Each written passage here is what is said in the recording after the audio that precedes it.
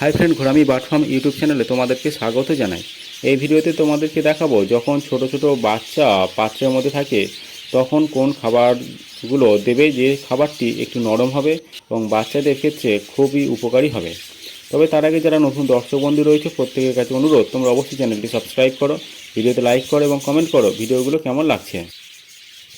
যখন পাখিদের ছোট বাচ্চা হয় তখন সেই বাচ্চাগুলোকে ভালোভাবে পুষ্টির প্রয়োজন হয়। সেই পুষ্টির জন্য তোমরা বিভিন্ন ধরনের মেডিসিন ব্যবহার করো, কিন্তু সেই মেডিসিনের সঙ্গে যদি তোমরা নরম জাতীয় খাবার হিসাবে ভুট্টাকে ব্যবহার করো, দেখবে বাচ্চাদের গ্রোথ খুব তাড়াতাড়ি হচ্ছে। আমি আমার পাখির ঘরে সপ্তাহে একদিন সকালবেলা করে ভুট্টা সেদ্ধ করে যে ঠান্ডা করার পরে সেই অংশটা পাখিদের দিই, এবং পাখিরা কী করে সেই ভুট্টা নিজেরা প্রয়োজন মতো খায় এবং খাওয়ার পরে তাদের অবশিষ্ট অংশ তাদের যে ছোটো ছোটো বাচ্চা থাকে সেই বাচ্চাদেরকে খাওয়ায়।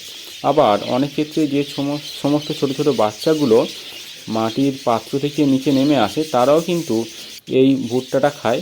এর ফলে পাখিদের শরীরের মধ্যে যে গ্রোথটা হয় সেটা খুব তাড়াতাড়ি হয়।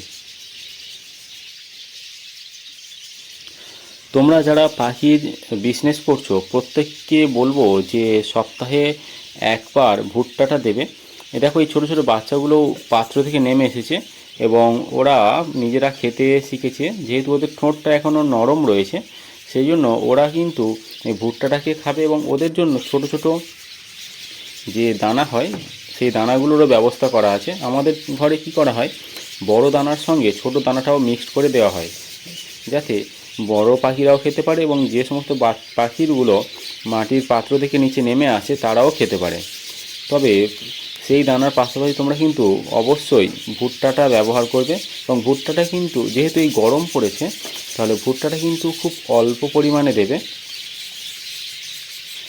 তবে এই ভুট্টা কিন্তু তোমরা বেশিক্ষণ পাখির ঘরে রাখবে না, 2 থেকে 3 ঘন্টা পর্যন্ত পাখিদের ঘরে রেখে দেবে এবং পরবর্তীকালে ভুট্টাটা বাইরে বের করে নেবে। কারণ যত বেলার দিকে যাবে তত কিন্তু ভুট্টার যে অংশটা ওটা নষ্ট হতে থাকে। দেখো এই ছোট্ট বাচ্চাটা রয়েছে কিন্তু পাখির ঘরের মধ্যে, যেখানে পাখিটা তার খাবার খেয়ে এসেছিলো এবং অবশিষ্ট অংশটা পাখিটা নিয়ে এসেছিলো তার ছোট ছোট বাচ্চাগুলোকে খাওয়ানোর জন্য। যে বাচ্চার যতটুকু প্রয়োজন সেই বাচ্চা কিন্তু ততটুকু খাবে। দেখো এখান থেকে আমরা একটা জিনিস দেখতে পাচ্ছি যে এখানে কিছু বাচ্চার গায়ে পালক তৈরি হয়েছে, আবার কিছু বাচ্চার গায়ে এখনও পালক তৈরি হয়নি। যে বাচ্চাগুলো বেশি পরিমাণে খাওয়া দাওয়া করেছে সেই বাচ্চাগুলো খুব তাড়াতাড়ি বেড়ে উঠেছে। যেহেতু এই বাচ্চাগুলো ছোট রয়েছে এদের আরও খাবারের প্রয়োজন রয়েছে পর্যাপ্ত পরিমাণে, যাতে ওরা খুব কম সময়ের মধ্যে বেড়ে উঠতে পারে। এই আরও একটা জিনিস লক্ষ্য করো, দেখো যে একটা পাখি খাবার নিয়ে এসেছে সেই পাখিটা কিন্তু অন্য পাখিগুলোকে দিয়ে দিচ্ছে, যাতে তাদের যে পাত্রগুলো রয়েছে পাত্রের মধ্যে ছোট ছোট বাচ্চা রয়েছে সেই বাচ্চাগুলোকেও খাবার খাওয়াতে পারে।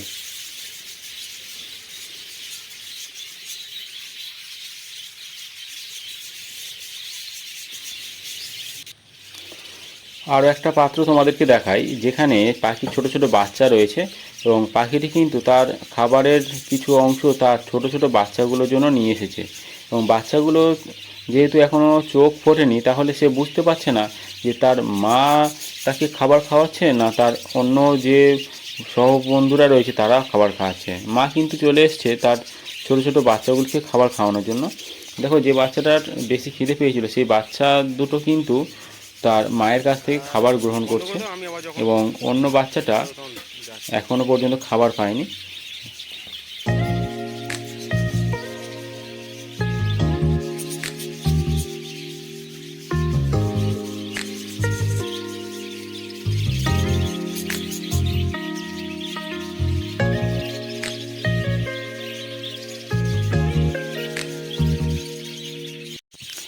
আরও একটা পাত্র দেখো, যেখানে কিন্তু ডিম থেকে ছোট্ট বাচ্চাগুলো সবে বেরিয়ে এসেছে। এই বাচ্চাগুলোর জন্যও কিন্তু এই নরম জাতীয় খাবারটা খুবই প্রয়োজন।